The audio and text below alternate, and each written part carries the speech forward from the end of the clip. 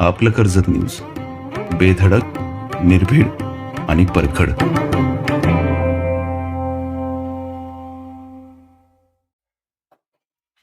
नमस्कार. आपलं कर्जत न्यूज या युट्यूब चॅनलवर आपल्या सर्वांचं हार्दिक स्वागत. आपल्या सर्वांना माहिती आहे की आज कर्जत नगर परिषदेच्या निवडणुकीचा निकाल अखेर जाहीर झाला आणि अक्षरशः विजयाचा जल्लोष आपल्याला कर्जत शहरामध्ये पाहायला मिळाला. आपण जर पाहिलं असेल की कर्जत नगर परिषदेमध्ये निवडणूक पार पडल्यानंतर निवडणुकीचा निकाल कधी लागेल याकडे सगळ्यांचे नजरा लागल्या होत्या. परंतु ती क्षण तो आज जवळ आला आणि निवडणुका या निकाल जाहीर झाला. हा निकाल जाहीर झाल्यानंतर आपण जर पाहिलं तर आपल्याला लक्षात येईल की थेट नगराध्यक्ष पदाच्या ज्या उमेदवार होत्या पुष्पा दगडे यांनी तब्बल 4,470 मतं मिळवून या बहुमतानं विजयी झालेले आहेत. प्रचंड मतं त्यांना मिळालेली आहेत आणि एवढ्या फरकानं त्या 4,470 मतांनी त्या आघाडी घेऊन विजयी झालेल्या आहेत. याचाच अर्थ आपण जर पाहिला असेल की नगराध्यक्ष थेट पदाच्या उमेदवारीसाठी राष्ट्रवादीच्या म्हणजे कर्जत परिवर्तन विकास आघाडीच्या माध्यमातून पुष्पा दगडे उभ्या होत्या हे आपल्याला माहिती आहे आणि भाजपच्या माध्यमातून या डॉक्टर स्वाती लाड भाजप आणि शिवसेना शिंदे गटाच्या माध्यमातून या डॉक्टर स्वाती लाड या उमेदवारीसाठी उभ्या होत्या. यांच्यामध्ये आपल्याला वाटत होतं की काटेकी टक्कर होईल असं सर्वांना वाटत होतं विश्लेषकांना. परंतु आज जेव्हा निकाल लागला ते सर्वांना शॉक बसला. कारण खूप मोठ्या फरकानं ह्या डॉक्टर स्वाती लाड यांचा पराजय झाला या निवडणुकीमध्ये. त्यानंतर जर आपण पाहिलं तर कर्जत नगर परिषदेच्या निवडणुकीमध्ये आपण जर पाहिलं तर आपण याआधी पण चर्चा केली की भाजपने किती जागा मागितल्या होत्या, शिवसेना शिंदे गटाने किती जागा मागितलेल्या, ठाकरे गटानं किती मागल्या आणि राष्ट्रवादीच्या अजित पवार गटाने किती जागा मागितलेल्या हे आपण पाहिलंय. तरी आपण आज समजून घेऊया कारण पुढचं विश्लेषण करायला आपल्याला सोपं जाईल. या ठिकाणी आपण भाजपनी एक थेट नगराध्यक्ष पदाची तिकीट जागा मागितलेली आणि 7 नगरसेवक पदांची जागा मागितलेल्या त्यांनी. त्यानंतर शिवसेना शिंदे गटानं 14 जागांवर निवडणूक लढवलेली आहे. त्यानंतर शिवसेना ठाकरे गटानं 5 जागांवर निवडणूक लढवली आणि राष्ट्रवादी अजित पवार गटाच्या पक्षानं ही 15 जागांवर नगरसेवक उभे केले होते आणि एक थेटसाठी त्यांनी जागा घेतली होती आणि 5 अपक्ष होते त्यातले दोघा तिघांनी पाठिंबा नंतर पक्षांना दिला. पण आपण जर या ठिकाणी पाहिलं तर कर्जत नगर परिषदेच्या निवडणुकीमध्ये भाजपचे आपण जर पाहिलं तर या ठिकाणी 7 जागा मागितल्या होत्या आणि 7 मधल्या फक्त केवळ त्यांची एक जागा कर्जत नगर परिषदेच्या निवडणुकीमध्ये निवडून आली. म्हणजे कर्जत शहराच्या या नगर परिषदेच्या निवडणुकीमध्ये भाजपला मतदारांनी पूर्ण नाकारलेलं आपल्याला दिसतं. या चित्रावरून आपल्याला दिसून येते आणि ती एक जागा पण आपण पाहिलं तर प्रभाग क्रमांक 8 मधली ही निवडून आलेली आहे. अशा पद्धतीनं कर्जत नगर परिषदेमध्ये भाजपचा पूर्ण धुव्वा उडाल्याचं आपण इथं पाहायला मिळेल. त्यानंतर आपण राष्ट्रवादी अजित पवार गटाचं जर पाहिलं तर त्यांना या ठिकाणी चांगल्या जागा मिळालेल्या आहेत.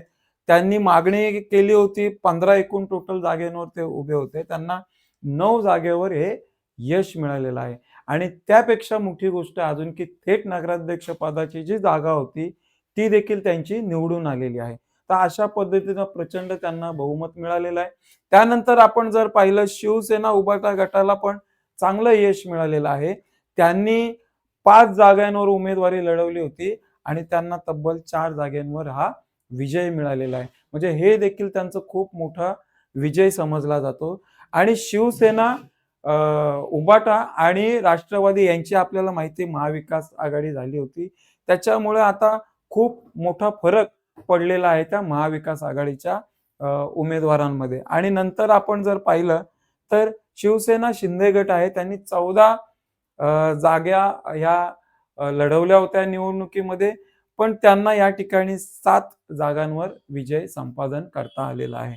अशा पद्धतीनं 7 शिवसेना शिंदे गटाच्या आणि 1 भाजपच्या अशा 8 जागा त्यांना या कर्जत नगर परिषदेमध्ये मिळालेल्या आहेत.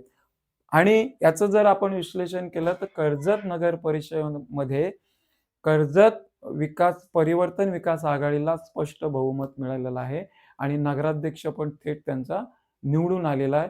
ही सर्वात मोठी घडामोड घडलेली आहे कर्जत नगर परिषदेच्या निवडणुकीमध्ये.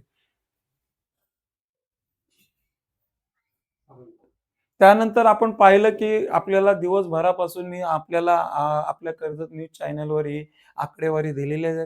प्रभाग 1 मधून अरुणा प्रदीप वायकर ह्या विजयी झालेल्या 353 मतांनी. त्यानंतर प्रभाग 1 ब मधून किशोर कदम हे 14 मतांनी विजयी झालेले आहेत, हे देखील आपण पाहिलं. प्रभाग क्रमांक 2 अ मधून कोहेल कनेरीकर ह्या विजयी झालेल्या आहेत. त्यानंतर प्रभाग 2 मधून ॲडव्होकेट संकेत भासे हे देखील 912 मतांनी विजयी झालेले आहेत.